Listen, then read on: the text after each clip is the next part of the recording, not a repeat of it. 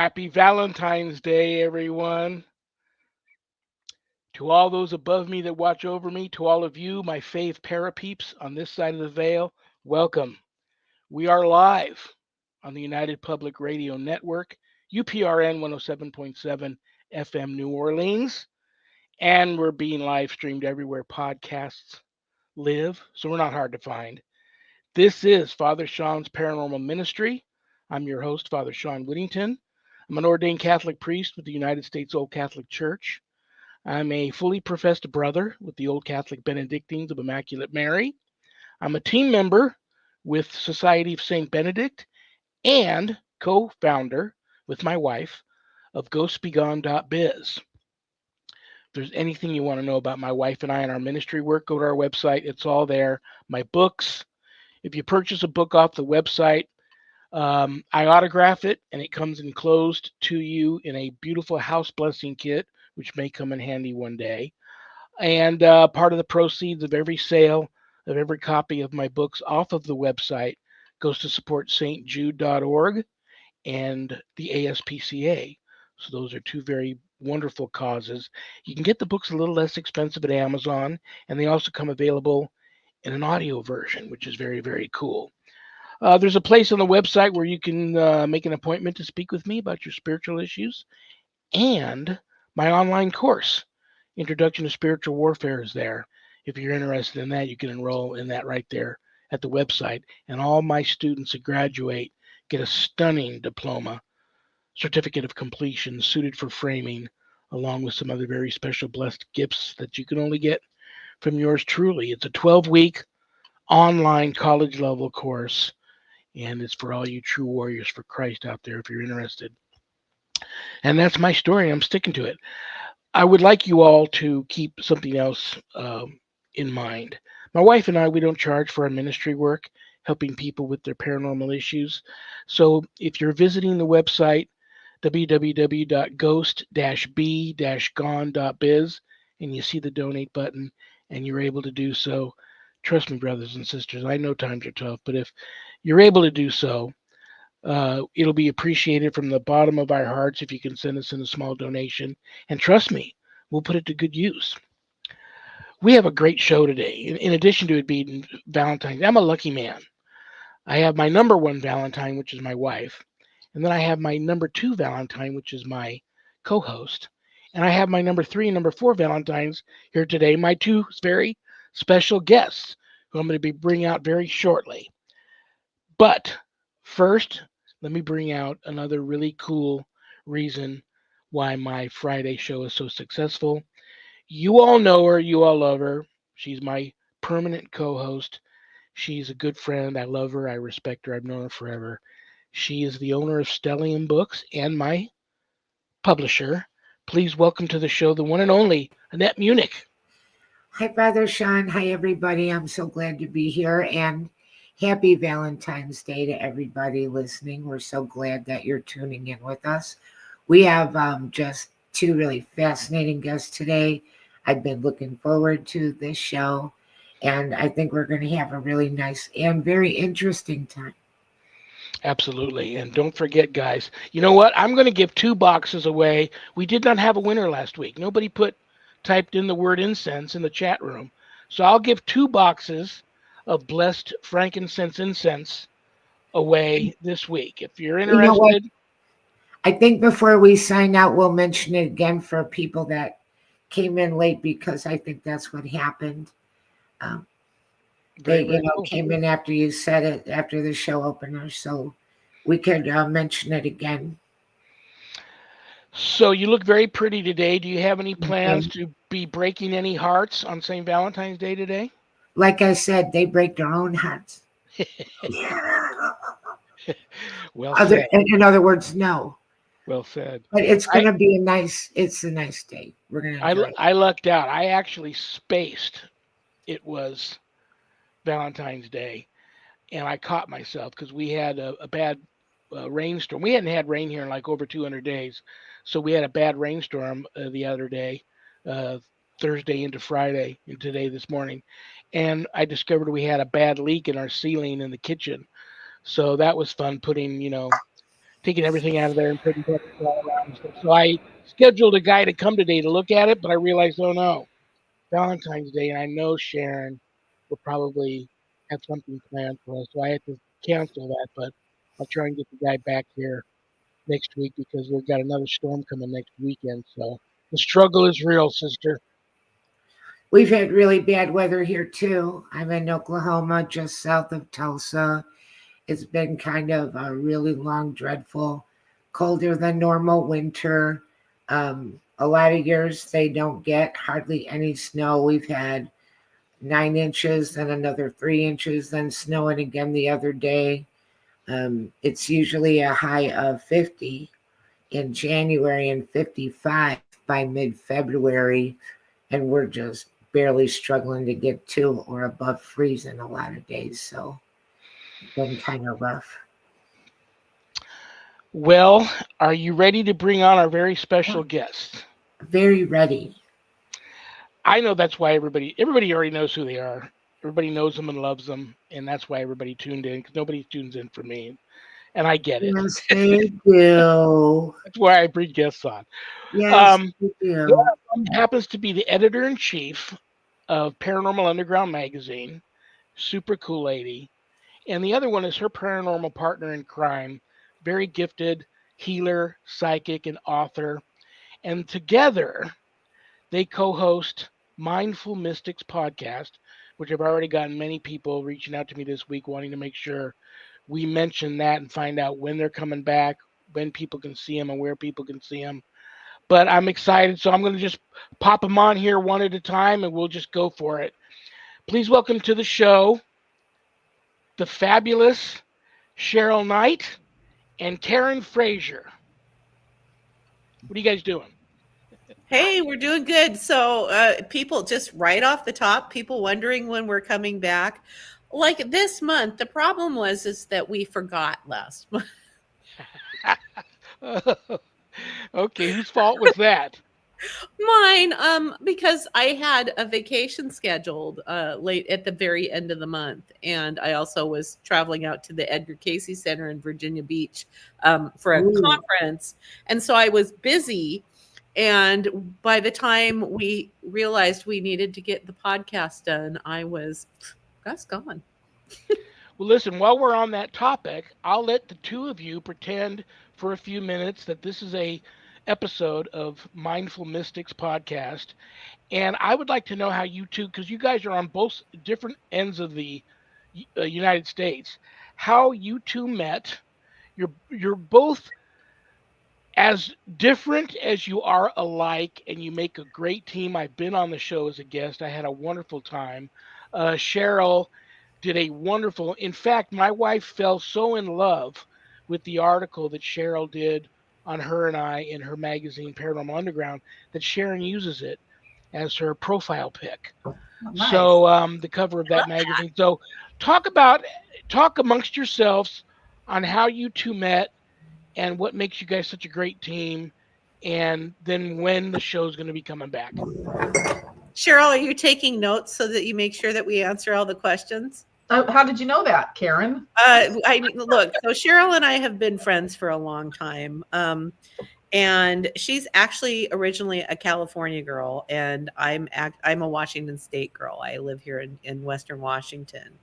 And we met through our interest in the paranormal. And we discovered very quickly that we're both writers and editors working in similar but different jobs. And Cheryl started Paranormal Underground magazine in 2008. And she asked me to write for her. And I said, I'm sorry, I can't. It's soccer season. Because I was a soccer mom. And then I started writing. As soon as soccer season was over, I joined her. And the rest is history, right, Cheryl? And we have been together many times, by the way, in real life. We've gone to Sedona twice together. I flew out to Tennessee to see her. We do stuff. And I think, though, Karen is leaving out the part that I think that she didn't really want to take the time to say yes to me originally when we first started. What was it, in 2008? I think it was soccer season. Yeah, right. You're like, why is she asking me? Yeah, but then luckily my luck changed and I didn't let Karen go and I kept asking her and she finally relented and said yes. And then the rest is history. Now it's 2025. Oh my goodness. Look, every soccer mom ever who is watching this podcast absolutely understands why I said no when it was soccer season. I was a soccer mom, and I understand. I like to tease Karen about this, that she turned me down originally. And I just, yeah. And I wouldn't be doing my job if I didn't say you guys have a third co-host who's not with us today. If you'd like to give him a shout out and tell where he fits in with like you two.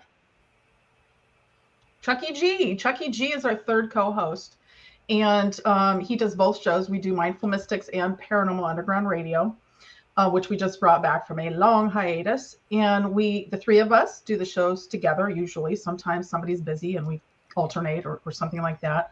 And Chucky G is also a psychic, and he also does a lot of healing work with his clients. And you can find him online. He's got a website, and he's on Facebook, and I really recommend both him and Karen if you need to reach out to somebody for any help in those areas. Very, very cool. Before I let Annette at you guys, let us know, let everybody out there that reached out to me wanting to know when the next episode of Mindful Mystics is coming out and where they can see it, and then when the next episode of Paranormal Underground Radio is coming out and where they can see that. Well, what a great question, huh? We don't have it on our schedules yet, but we have to do it like in the next couple of weeks. Very cool. But it's coming back. Yeah, absolutely. I just got back from vacation, so go to our main starting point is Podbean, but we're available pretty much on any podcasting site. And so you can search Paranormal Underground Radio, and that's our main tag. And you'll find both shows on those sites. You also have a wonderful website. I think it's paranormalunderground.net. That's it. Yes, that's where we host the magazine. That's a great website. And so please visit us. You can email us, or you can even get the magazine for free if you like to read paranormal magazines via PDF. And it's such a high quality magazine. Look, I would love to claim it was me, and it used to be. I used to write for the magazine, but it is all Cheryl, and she manages and controls and handles all of that and does such a top quality job. It's very professionally done. She gets great writers. She works her tail off on the magazine, and she does a fabulous job with it. Oh yeah, when I first saw it, I was like, oh my gosh, I'd love to be in that magazine. There's no way there's no way they'll ever have me in that magazine. And I reached out and pretty much begged Cheryl into submission, and I'm telling you, she did a wonderful. I was beyond pleasantly surprised, and I wasn't even surprised. I knew it was going to be a knock it out of the park job that she did on it. But like I said, my wife fell so in love with the magazine, that article, and the cover, and she actually uses the cover of that edition that has me and her on the cover as her cover photo on Facebook. So thank you so much for Cheryl. That was just great. Cheryl, how does anybody like us in this crazy thing that we call the field of paranormal research or psychic phenomena or whatever it is, this thing that we do, if they're interested, if they think they have something that would interest you and you would want to put them in the magazine, how can they reach you? Yeah, first of all, our writers are really the base of our magazine, and our editors, and so we couldn't do it without them. And we made the magazine. We used to sell the magazine via PDF or an annual PDF subscription. Now it's all free because we basically decided we've gone back and forth, free, not free, free. This is frankly, we do this in our spare time, and so we do it because of the paranormal, because we have questions. Passion project.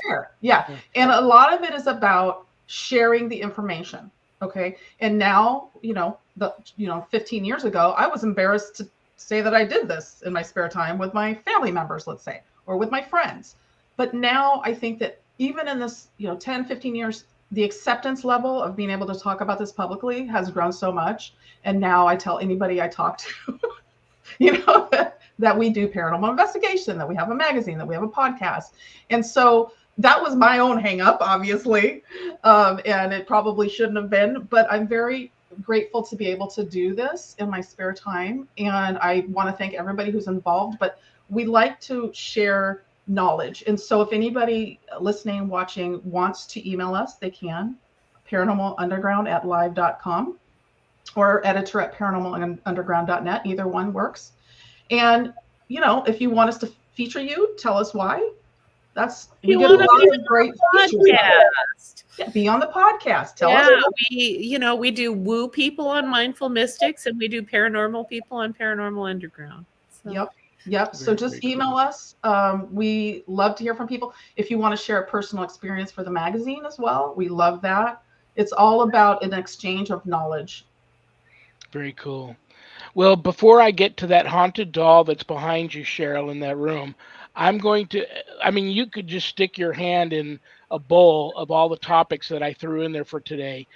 Every topic you could do a whole show on. I know we don't have a lot of time. So I'm going to actually hand it over to Annette to chat with you guys a little bit. I know she's got some wonderful questions she'd like to ask you guys. And, Karen just mentioned Edgar Casey, and I love him. I'm a huge fan. I put castor oil on everything. I got everybody around me putting castor oil on everything. But, he was just such an amazing person. And like Albert Einstein said, that everything is energy, and that's the door to all of this. And I'm really, really interested in asking about angels and angels as applicable to healing and how you feel about that. But I was going to jump right in on the doll, but now I'm going to divert and go to angels and save the doll for later, because that's fascinating too. But I'd love to hear your thoughts on angels. Every night before I go to bed, I do the Archangel Michael prayer, and then after that I say, Archangel Raphael, please let me sleep in a bubble of your healing and protection. And I think that, yeah. So I was invited. I was lucky enough. First of all, I want to mention Edgar Casey, just so because a lot of people don't know about the Edgar Casey Center. I've taught there a couple of times now. I've taught with them 3 times. It's in Virginia Beach. They offer incredible programs. It's called Edgar Casey's ARE, the Association for Research and Enlightenment, I think.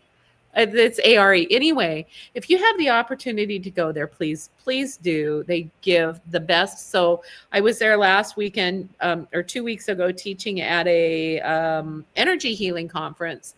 And then I've also taught psychic stuff and I was there a few years ago teaching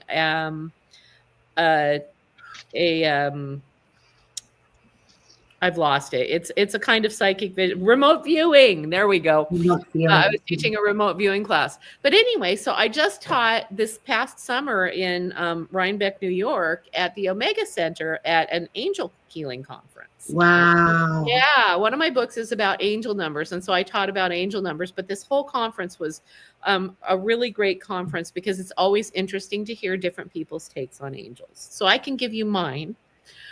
Which is that I believe that angels are, I believe in them. Obviously, I wrote a book about angel numbers, right?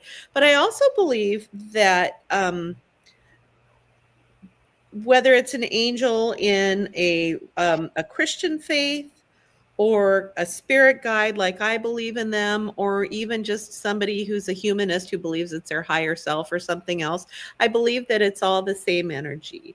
And I believe what it is this divine higher guidance that we receive from the universe. And we call it different things based on what our learnings and what we've experienced. And I absolutely believe that our higher guidance communicates with us through things like angel numbers, or just through intuition, or through experiences. I've seen incredible experiences that people have had where they've met with someone who helped them at just the right time, and that person disappeared, or things like that. So for me, angels are really this higher part of ourselves, the higher part of our spirits, what you might call God, or any of those things. it's all the same energy, and it is gifts that are sent to us to help us navigate these very challenging things we do in our human bodies as spirits walking around in sacks of meat. I love that. And, I think that, and I have a lot of angel stories, and I love to hear other people's angel stories. And the world is just full of little miracles, but you have to have your eyes open. I had one, I believe was an angel experience. I was talking to Father Shawn on the phone, and we were talking about, new things that we wanted to do and something coming up. And I looked down and there was a white feather on my leg. I love it. I just Isn't heard it cool? somebody else just told almost a very similar story today to me. I also don't believe in coincidence. No. So, But what people don't understand, I think, is that you have to ask, because angels are our communicators, intercessors, but you have to ask. And, well, you have to be develop that. open. Right. Be open. And I think sometimes after you pray or you ask, there's little validations that you might catch that are really, they're wonderful. They're just Yeah. fabulous when you experience that and you feel like, oh, they heard me. They Yeah. heard my prayers, they're around me. Or it could even be the spirit of a person or a relative that can be doing that as well. 100%. So Cheryl can vouch for this. When I started writing for Paranormal Underground, I didn't believe in any of this crap. I mean, yeah. Right. I mean, clearly here I am, like I'm teaching at the Edgar Cayce Center and I'm teaching about angel, right? So clearly that's not true anymore. But I wrote everything from an incredibly skeptical perspective.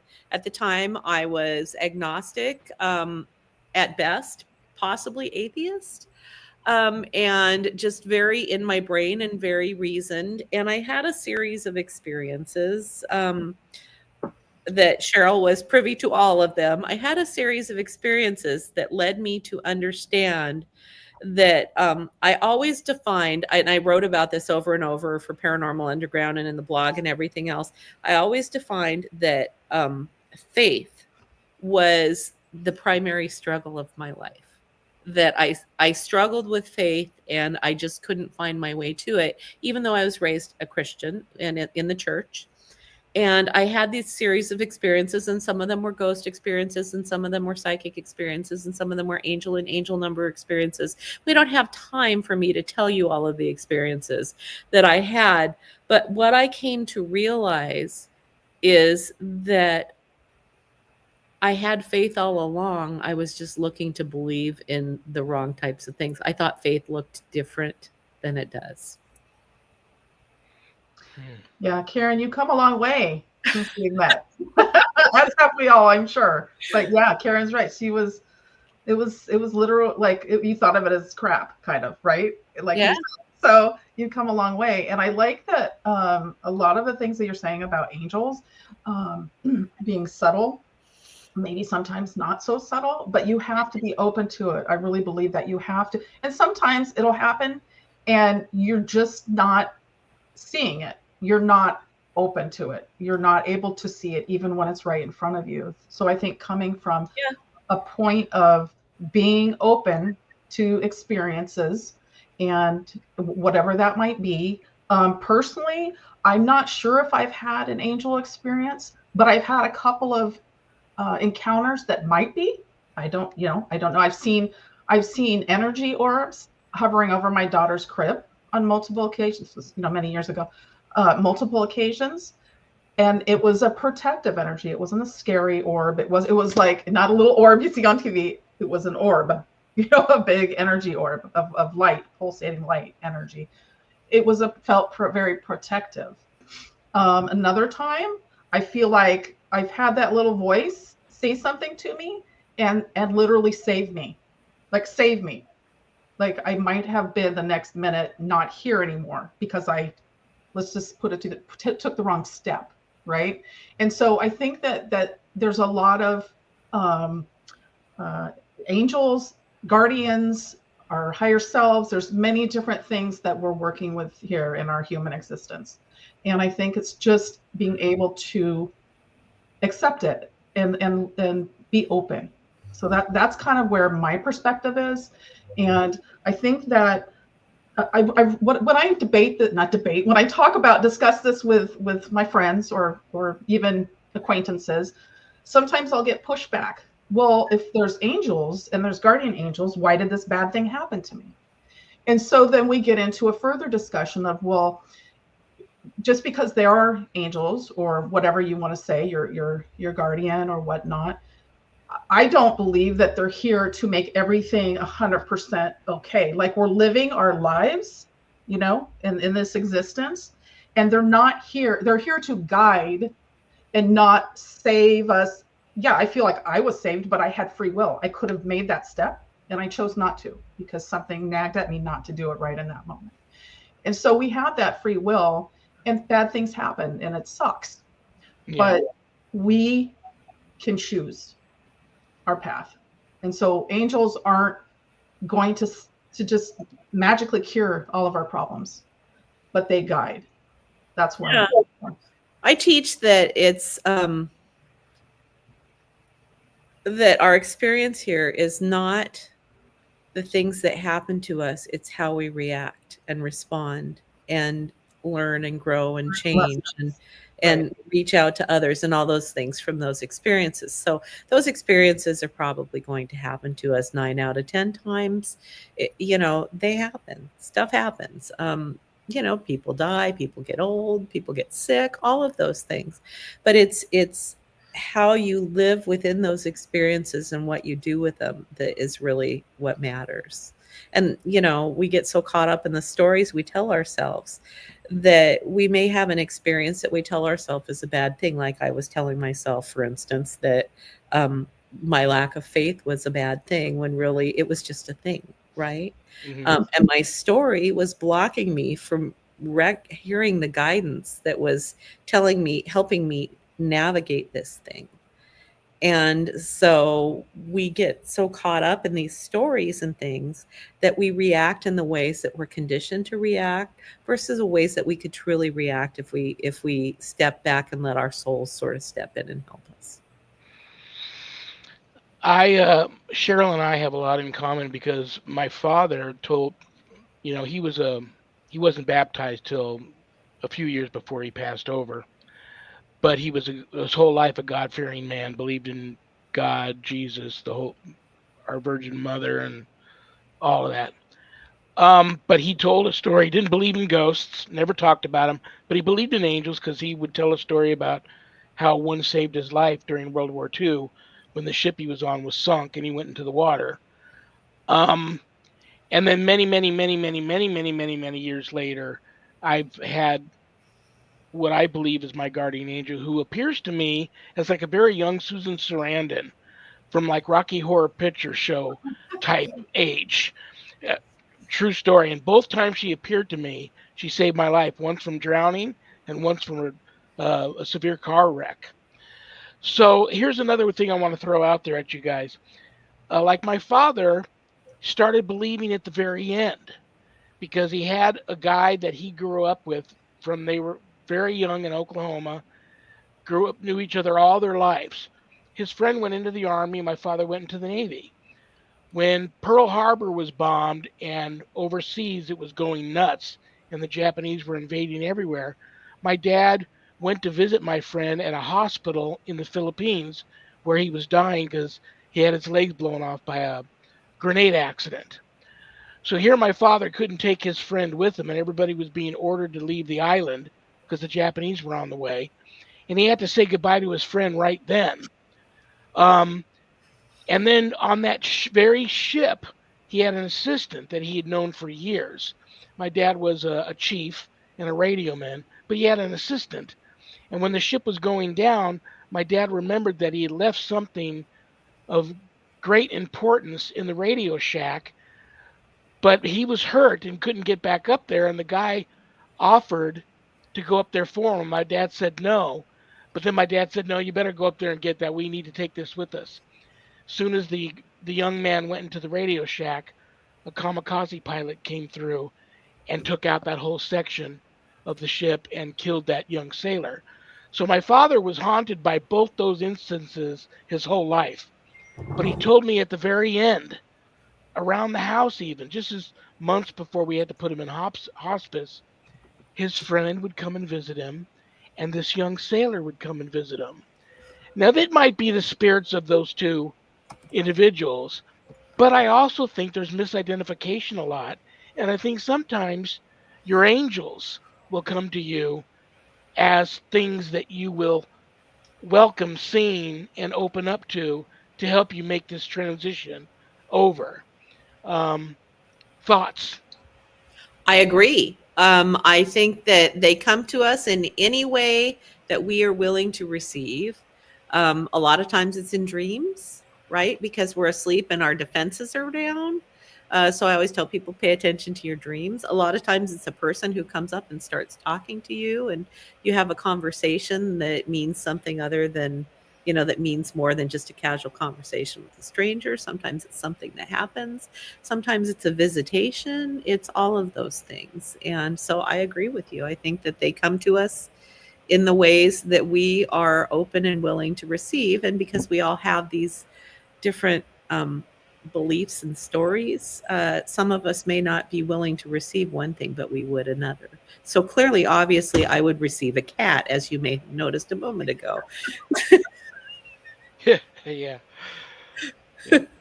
I've gone on record and told people before many times that some of the most haunted places I've been in have been churches.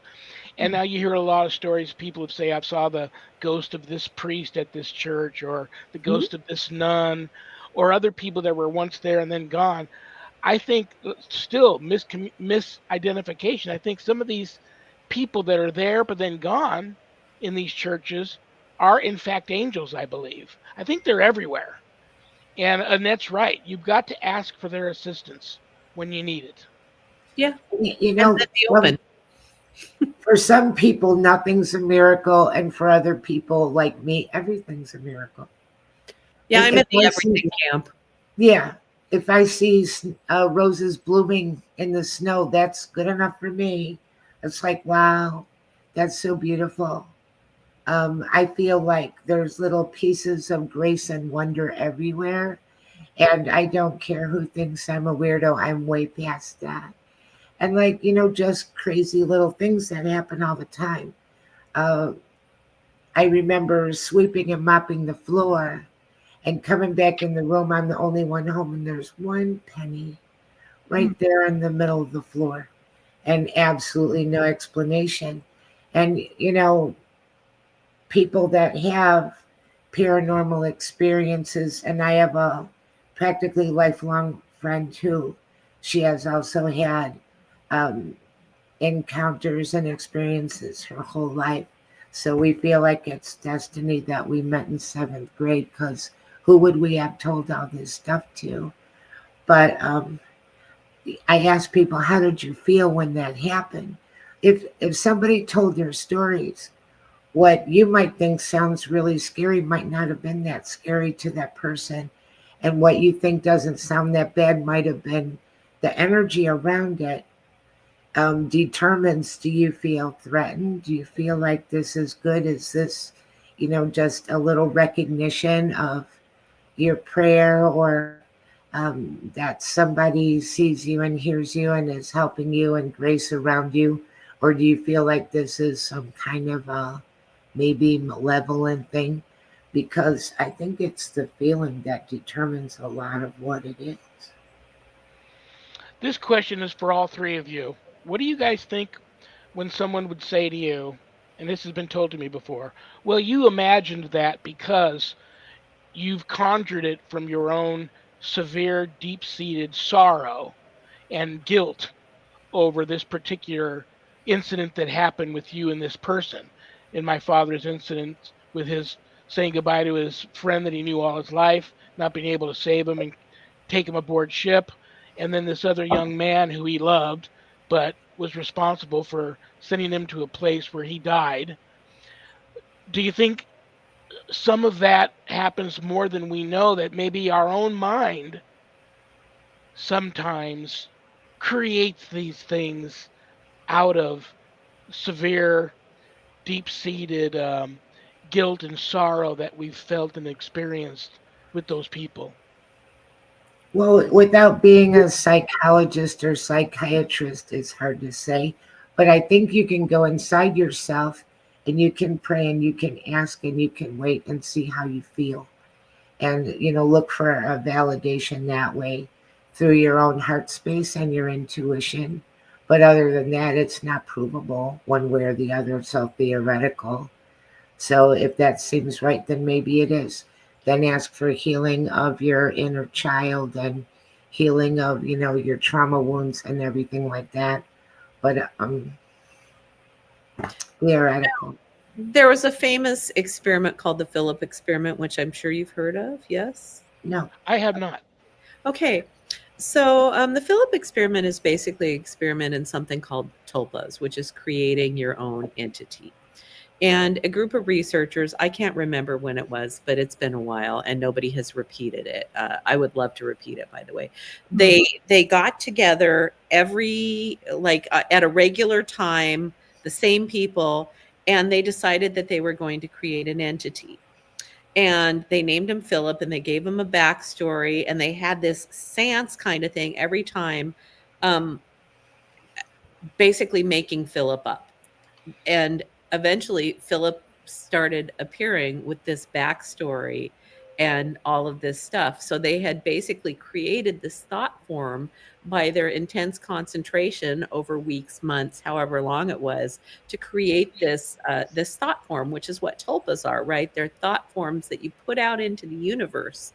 And if there's an intense enough belief, I think that you can make things up. I think that you can create things, because everything is energy. Thoughts have energy, words have energy, beliefs have energy. The whole universe is made up of energy. Your energy, I'm energy, we're all sitting on energy, right? All of that stuff. That's all it really is, taking different forms.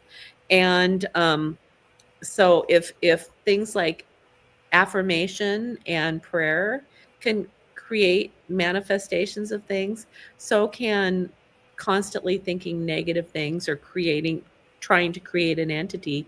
It's been proven by this one group of researchers to work.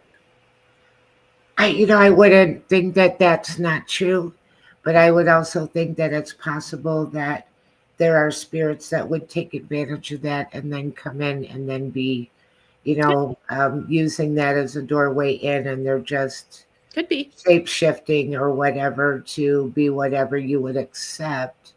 Yeah, it could be. Yeah.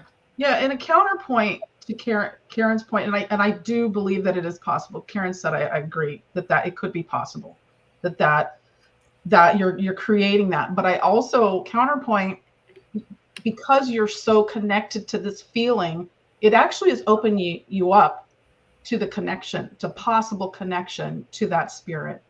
I think that that's also possible. That yes, it could be created in the mind, but yes, it could be a legitimate spirit encounter because of your emotions tied to that event. It actually opens you up to that experience, even if you're not trying to open up. It just happens. Possible, I think. Yeah, I agree. And honestly, if you look at the Philip experiment and you look at it in a totally other way, they could have just, maybe this spirit somehow came through to one of them, and that's how they wound up creating this spirit, who then started interacting with them. Have you ever had an experience with a doppelganger? I know someone that's dealing with that. No, I have never had one.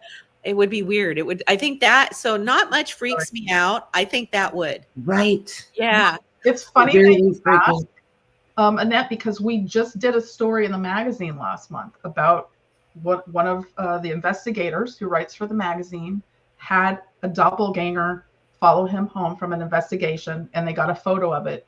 His wife got a photo of it in their kitchen, standing right next to him. Wow. Believe it or not, I believe him because I know him, and so I have that luxury to believe.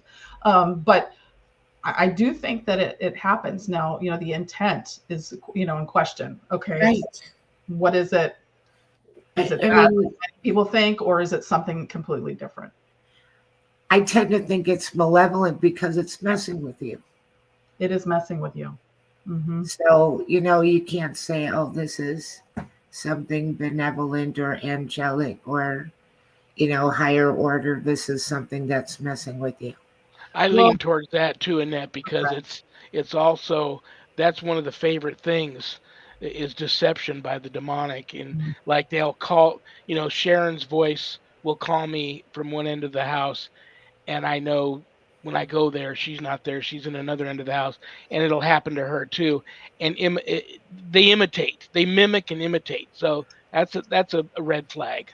So See, He but has, that's a great reason to tune into guidance and to be listening, right? Because if you're so disconnected from spiritual guidance, messages from wherever they come from, if you're so disconnected from that it's hard for it to get through to you, you're not going to get the feeling that you get when it's something messing with you, right? So you may not recognize that. So you need to be tuned into all of those things and pay attention to all of those things because it's a form of self protection. that's a great point. Yeah, got to be aware. Shawn has had quite a few experiences with that. Father Shawn has, him and his wife. I'm sure.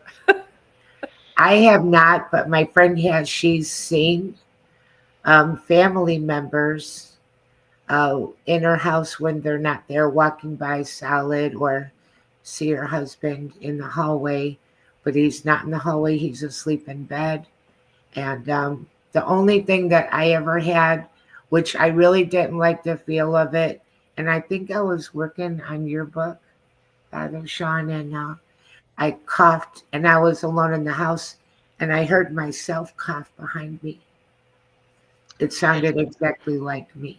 That's freaky. Oh, that So would it's be a weird. mixed thing.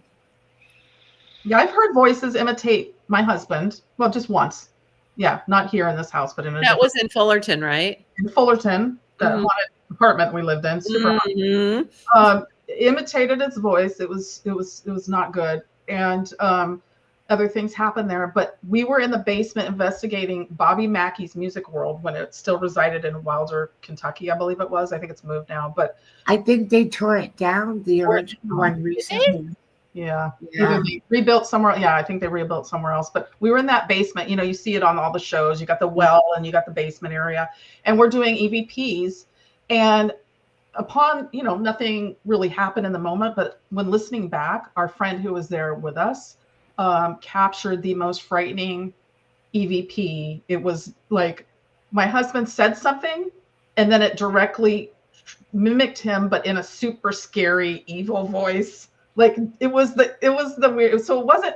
I don't think it qualifies as like a doppelganger voice per se, but it reminds me of that mimicky type of energy that was on the audio, and it was you can't explain that kind of a thing away. Like it happened. It's right there on the audio. I know it wasn't me. It wasn't him.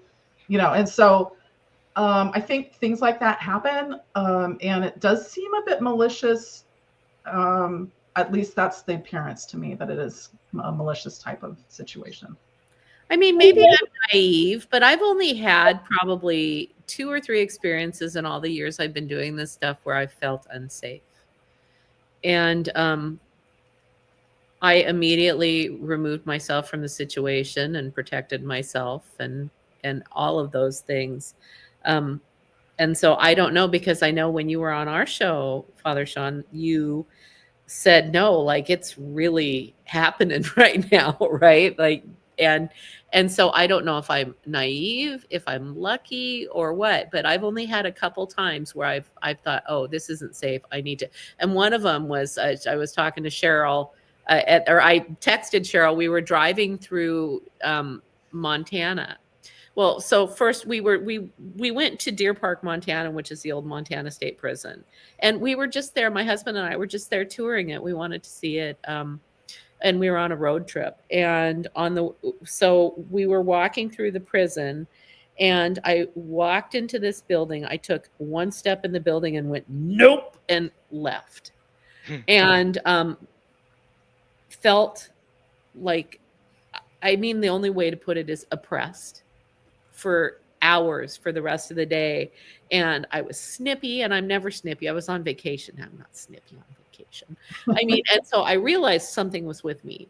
And so I did my things to kind of clear that. And I was fine the rest of vacation. So 2 years later, Jim and I were just driving through Deer Park, Montana on our way back from, we were driving home from South Dakota. We had COVID. So we were driving home and living on meat sticks and Kind bars because we couldn't stop anywhere.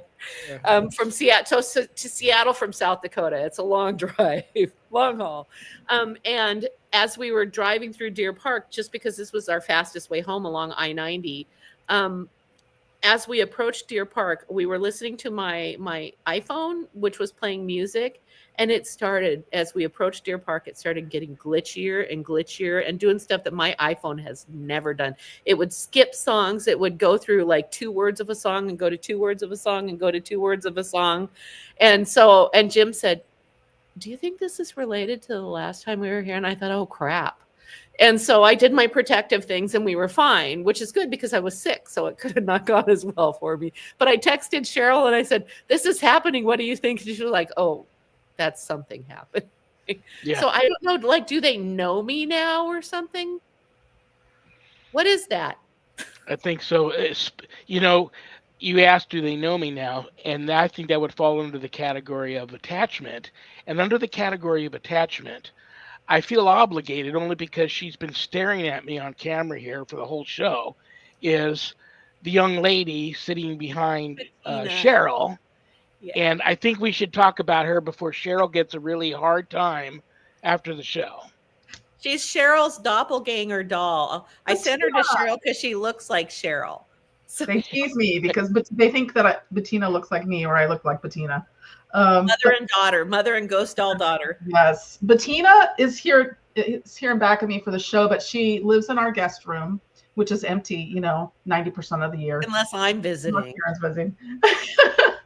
But she gets her own room. But she's a haunted doll that Karen sent to me because we were doing a haunted doll experience at the time. And this could be like 10 years ago. I can't even remember at this point. Probably 10 years.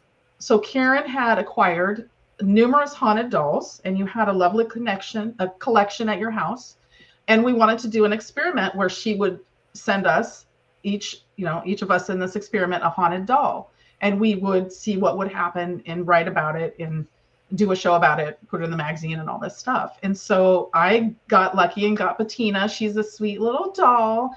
And we haven't had a lot of activity, although we have heard some things from time to time that lead me to think that Bettina might be actually haunted. Yeah, I kind of thought when we were doing it that it was bunk and that, like kind of the Dybbuk box was super popular around that time. Yeah. And so haunted objects were selling big on eBay. And so I had one for me, one for Cheryl, one for Chuck, and one for Nancy Laporta, right? Wasn't that the other one?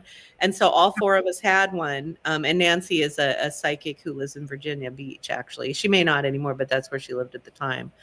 And so I sent one to each of us. And I think that I think Bettina is, but she's like sweet. She's not.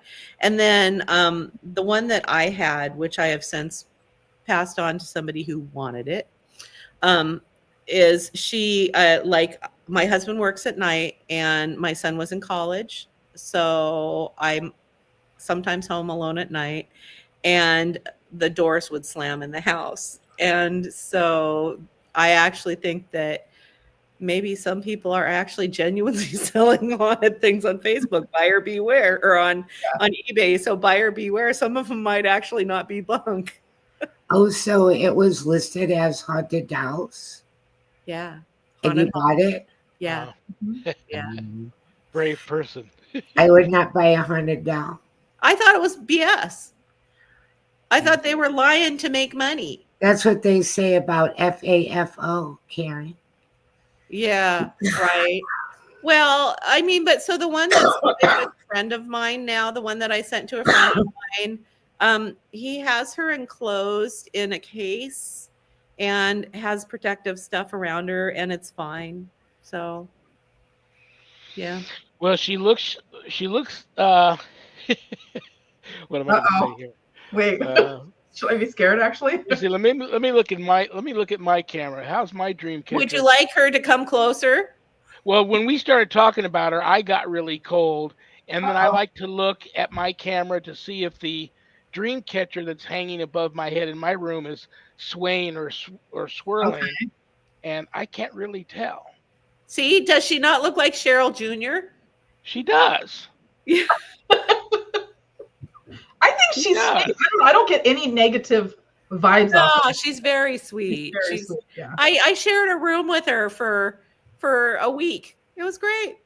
It's funny. I got my house is filled with items like that, and many of them were innocently bought as like antiques, and the person didn't know that Mhm. there was a negative attachment to it. And some of these attachments aren't negative, like with your doll there. Yeah. But most objects are given to me to take off people's hands because they're having issues that are Mm. freaking them out, and they believe it's attached to these things. So I get them in here and I bind them the best I can, and um, I think that also contributes to a lot of the paranormal activity that we have periodically here in the house. But I get that a lot. I get a lot of people reaching out to me saying, I have this particular item. Would you take it off my hands? I am having things happen and I believe it's attached to that. I had an anonymous, I'm going to just say fan, I guess, or maybe not a fan, but I had someone anonymously send me uh, an authentic voodoo doll from New Orleans Oh, many years ago. And it wasn't the kind you go in and buy in the tourist shop. This is Right. legit. Well, at Yeah. the time, this is before I even went into the deliverance ministry field. I didn't know any better. I thought the doll was really cool, and so I displayed it. Mm. And it wasn't until many years later that I realized the 4 or 5 years of extremely bad luck that I had gone through was probably attached to that doll, because I finally eventually traced it back to the things starting to happen around the time I just got the doll. And then I reached out to the paranormal community for help and found someone who knew how to uh, specifically bind voodoo dolls. And so Yeah. I followed those instructions to the T. And once I did that, um, things really made a dramatic turnaround for the better. And so you just got to really, really be careful. I'm glad you don't really have any issues, Cheryl. But before I cut you guys out of here, and we only have a couple of minutes, I thought before I brought you guys on camera when we were chatting in the green room, Karen, I thought you said you had an issue with the doll once. With Bettina? I think so. Or am I thinking of someone else? That's the other doll. It was the one that was with me, the one that I kept. No, I sent Bettina to Cheryl because her energy felt pretty gentle. I do. So what I had was like the slamming of doors and things that just couldn't have been happening, right? And yet it was. But I did want to just mention really fast that we need to be a cautionary tale for people. Don't go looking for objects that are haunted to bring into your house. When I used to do I used to go to people's houses who thought they had hauntings and sort of suss out the energy for them and read them. And 9 out of 10 times they were tied to an object that they'd brought into the house, just what you were saying, Shawn, right? Look, we're professionals. We do this. We have some resources and some people that are available to us, but don't assume that a haunted object is going to be cool. We have a friend named Jason who bought the original Dybbuk box, and his stories are harrowing. oh my God. Great point, Karen. Good to point out. Like, Yeah. you know, for we have, you know, protective crystals and things that we do as well. And so that's a great point. No, don't take it lightly. You know, I'm joking about. No, yeah, we're laughing, but it's not funny. We did take some precautions and we did prepare. And yes, you know, it's more than just fun and games. It can be very serious as well. Yeah, and I wouldn't Well, send listen. a haunted doll to just anyone, by the way. That'd be a good Valentine's gift. Not. Before I kick you two out of here, did you have fun? Will you guys come back? Sure. Oh, heck yeah. This is great. I can't believe it's been an 'Cause, I hour. mean, like I said, I know Annette's got more questions she didn't get to. I've got plenty I didn't get to. There were I'll so have you many guys ways back, we but there I'm were gonna so have to many kick you ways two we out of could have here. gone with the Yeah. Yeah. interviews, so many topics, so many interesting shows that could come out of this. Yes. Well, Karen Frazier, Cheryl Knight-Wilson, I love you both. I respect you both. You both have looked very Thank pretty you. today on Valentine's Day. Go out and break some hearts, and have a great remainder to your Friday and your weekend until we talk again. Okay. You too. Thank you. Thank you All right, so Great much. guys. I'll meeting see you you. later. Thank you so much. Bye. I love them. I love you too. I want you to have a great remainder to your Valentine's Day. Go out and break some hearts. And Staying home. you wanted to talk about this before the end of the show again. Yes, anyone that's interested in winning a blessed frankincense incense, type incense into the chat room or into the comments up until midnight tonight, and we will pick a winner. Very, very cool. Yeah, I love them. Cheryl Knight-Wilson, editor-in-chief of Paranormal Underground magazine, paranormalunderground.net. Karen Frazier, talented author, gifted psychic, and healer. They co-host together Mindful Mystics and Paranormal Underground Radio. So follow them. Yeah, they're very, very cool. Anything you want to say to anybody before I kick you out of here so we don't run into Carrie Lynn's show? A lot of times I forget to ask our listeners to please like, share, and subscribe, and even hit the notification bell. And then you'll get a notification every time we have a new episode coming out. And we love seeing and we love having you. And have a wonderful weekend, everyone. Great. Next week's guest, Friday the 21st, one of your favorite people and mine, Trish Moe, will be Nice. here. And she's just back from her trip to Prague and Vienna. So that ought to be very, very cool. All right, honey. Have a wonderful, wonderful remainder to You your too. Valentine's Day. I love you. I'll talk to you soon. Bye-bye. All right, brothers and sisters. I hope everyone out there listening has a very wonderful and blessed St. Valentine Day. And if you're not too familiar with St. Valentine, look him up.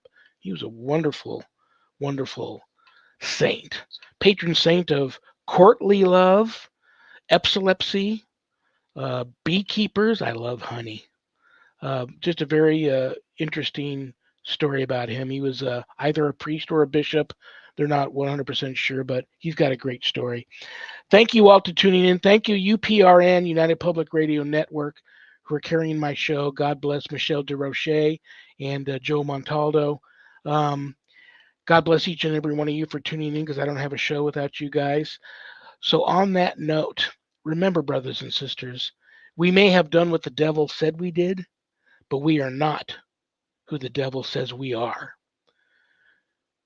Good night, Danny. Good night, Jack. Good night, Dog. Good night, Harold. Rest in peace. Good night, Ernie. Good night, Bill. Good night, Dan. Don't forget, coming up next is Spirit Switchboard with Carrie Lynn Shellhorn. Great show. I love you all. God bless you all in the name of the Father and the Son and the Holy Spirit. Peace. Happy St. Valentine's Day.